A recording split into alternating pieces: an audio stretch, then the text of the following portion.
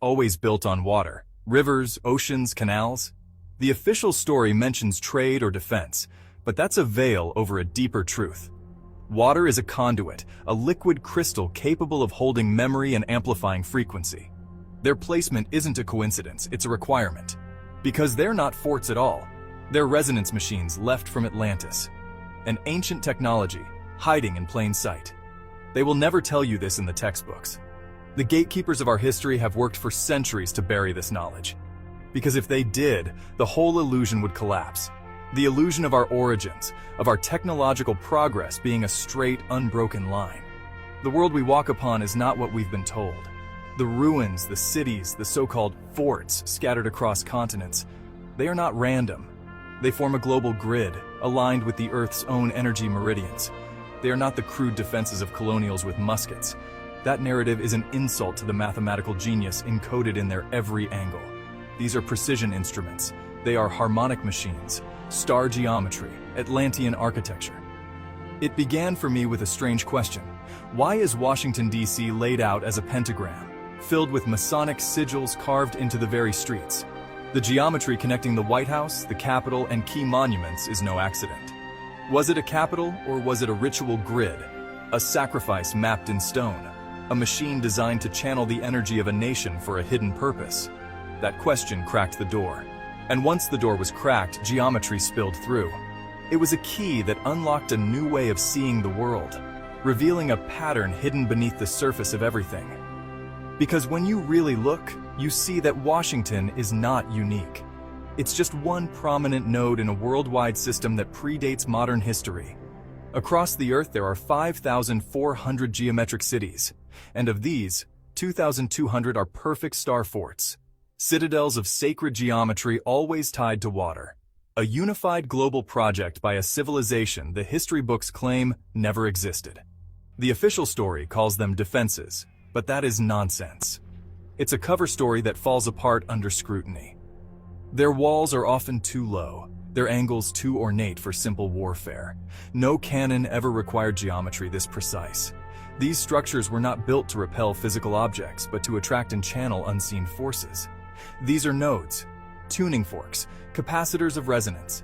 They were built to harness telluric currents from the Earth and etheric energy from the cosmos. For what purpose? Free energy, global communication, the elevation of consciousness? That is the secret they are still guarding. And if you study the bones of our cities, the truth shouts. Look at old films, old photographs of New York, Boston, Chicago.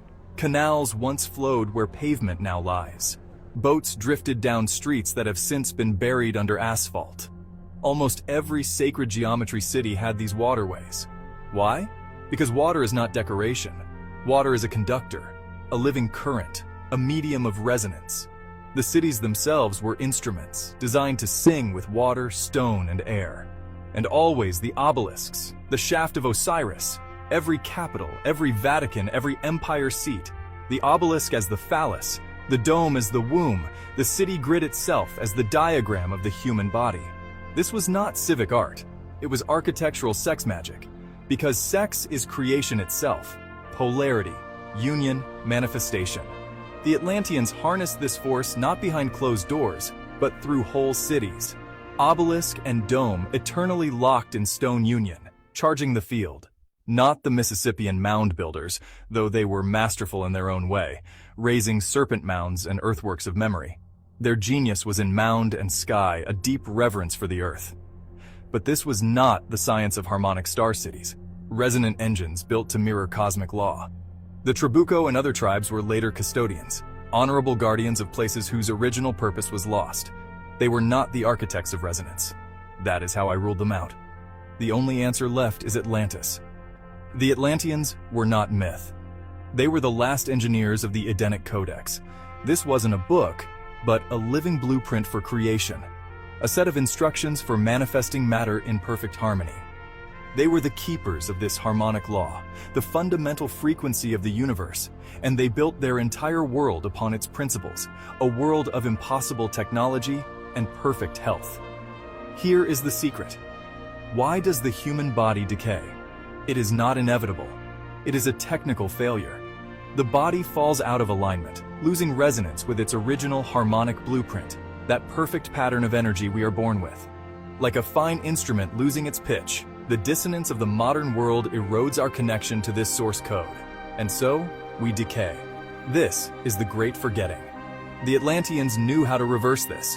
They mastered the trinity of preservation: geometry, water, and material. First, geometry. Sacred star designs that mirrored constellations, creating a stable energy field.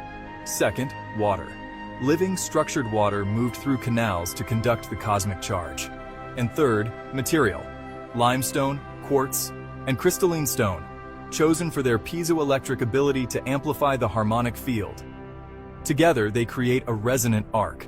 The same principle as my healing arc, built of 12 quartz stones with one in the center as the tree of life, retuning the body. The Great Pyramids were a planetary scale version of this. That is why they stood ageless, until their water systems were severed. Once the Nile no longer flooded into them, once the living water was cut away, they fell silent and began to decay. But the pyramids were not alone.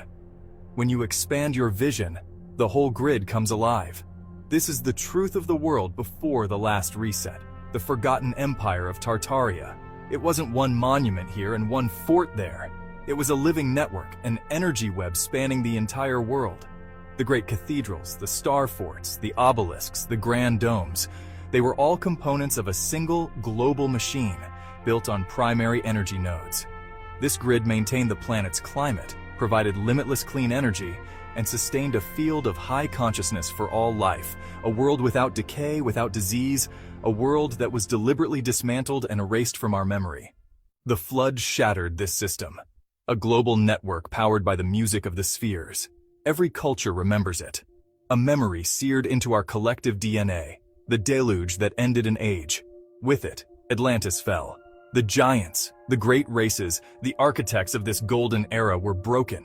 The survivors fled and their refuge was Tartarus. The Greeks remembered it as the underworld, the prison of titans. But what if myth is just distorted history? What if Tartarus was a real subterranean world they retreated into, carrying the embers of their lost knowledge? That is why Tartarian architecture feels paradoxical. Grand cathedrals and impossible domes defy the crude tools of their supposed era. They are too advanced for the history we've been sold, yet scaled down from the true Atlantean works, a beautiful, tragic echo of what was lost. Their lost science is everywhere, hiding in plain sight. Fireplaces that never blacken with soot, not fireplaces at all, but ionic regulators, polarity balancers that heated and cooled with natural force. Towering spires weren't just decoration. They were atmospheric energy collectors. Great bells weren't for calls to prayer, but for generating healing harmonic frequencies. And here's the most dangerous revelation. Maybe it wasn't 12,000 years ago. Maybe the timelines are a lie. The Great Mud Flood could have been a deliberate act to bury their world and reset history. This means the flood was nearer, and Tartaria was not ancient, but recent. A civilization erased from memory only centuries ago. That is why the star forts still pulse. That is why their geometry resists decay, humming with a power we've been taught to ignore. They are not forts. They are energy plants. The forts are not ruins. The cities with their sacred geometry are not random collections of buildings. The obelisks, standing like silent needles in the hearts of our capitals, are not mere monuments. They are acupuncture needles for the earth, tuning forks resonating with the cosmos. They are signals. They are machines. They are components of a system that is damaged but not dead. They are still singing. And once you learn the tune, once you feel that vibration, you can never unhear it. The world you knew dissolves, and you see the ghost of a hidden empire all around you.